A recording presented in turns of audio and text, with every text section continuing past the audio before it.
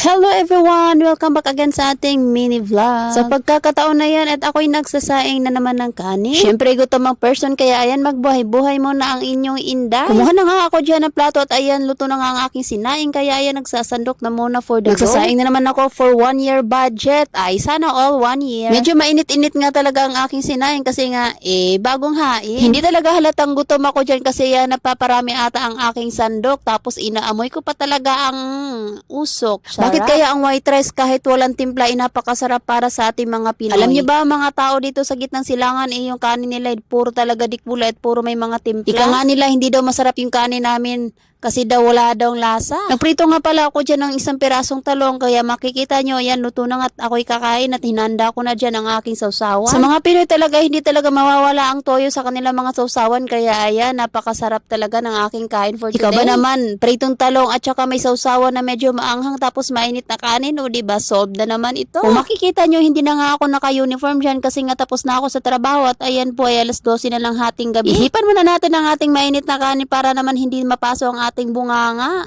Mafe-feel mo talaga ang sarap na yung pagkain lalo na't kung medyo mainit-init pa ito. Nais ko nga pala magpasalamat sa ating Panginoong may kapal dahil nga sa araw-araw ng mga biyaya na binibigay niya sa atin. Thank you Lord sa pagkain na binigay mo sa akin at sa aking buong pamilya. Sana po ang lahat ng mga kababayan ko ay nakakain. Inalalaway ko na naman kayo dyan sa piniritong talong itinaas pa talaga. Ay nako inday. Mukhang naparami nga pala dyan ang aking lagay na lemon kasi parang nasira pa yung aking pagmumuka pagkain ko ng sausawan ko. Ha ha ha. Tapos dagdagan pa ng napakalamig na kamatis ay talagang. Diyan na muna kayo magpapalaway na muna ako dito sa pagkain ko. Sana po ay nakakain talaga kayo at sana mabusog kayo kahit sa tingin lang. Ha ha ha. Talagang sarap na sarap si Inday sa pagkain. Talagang nakailang kuha na ng talong at sinipsip pa nga yung balat ng talong. Iba talaga ang pagkain Pinoy kahit nga sa simpleng luto ay masarap na. Alam niyo naman kasi mga idol hindi kasi ako sanay sa mga masasarap na pagkain kasi sa amin simpleng gulay lang ay napakasaya na namin. Alam niyo bang masarap mamuhay sa probinsya kasi kahit papaano pwede ka magtanim-tanim at pwede ka na rin manguha ng mga fresh na gulay. Lalo na't maraming tanim ang kapitbahay, napakasarap talaga manguha.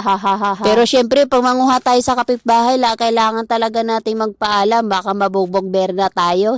Manood lang kayo dyan at mag-comment nga kayo kung saang lugar kayo naroroon para naman malaman natin kung saang lugar nakapunta ang ating video. Bago ko nga bala makalimutan, maraming salamat po talaga sa lahat ng mga taong walang sawang sumusuporta sa ating mga video. Alam niyo bang mas masarap sa pakiramdam na yung ibang tao ang sumusuporta sa'yo na kahit hindi ka nila kilala talaga sinusuportahan ka nila at inaabangan talaga yung mga upload ng mga video. Oy, sana all. Pero ika nga nila, pag magpasok ka sa content creator, hindi ka mawawala ng pag-asa, tuloy-tuloy lang kung ano ang iyong nasimula. Kasi nga ang kasabihan, kung kaya nila, kaya din natin, kaya kakayanin natin kahit pa may maraming mga hindi natutuwa sa ating pinagagawa. Ang importante, hindi mo sila pinapakialaman at hindi sila ang nagpapakain sa'yo, kaya go, go, go, go!